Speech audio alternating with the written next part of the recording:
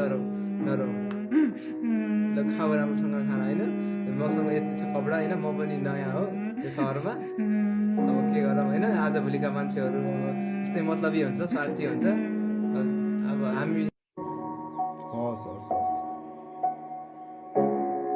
set के गल्ती गरेको छु यार मैले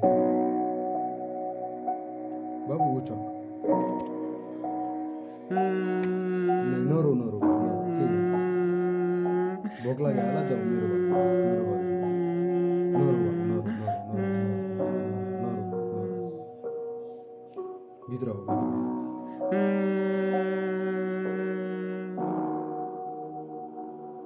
कुर्सिङ बस है यहाँतिर बस तिर्का लाग्छ बाबु हजुर दाइ हजुर ल पख एकैछिन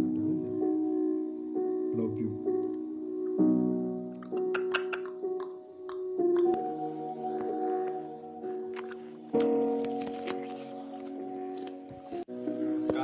मेरो नाम चाहिँ दिपेश खड्का अनि यहाँको नाम नमस्ते रमेश नाथ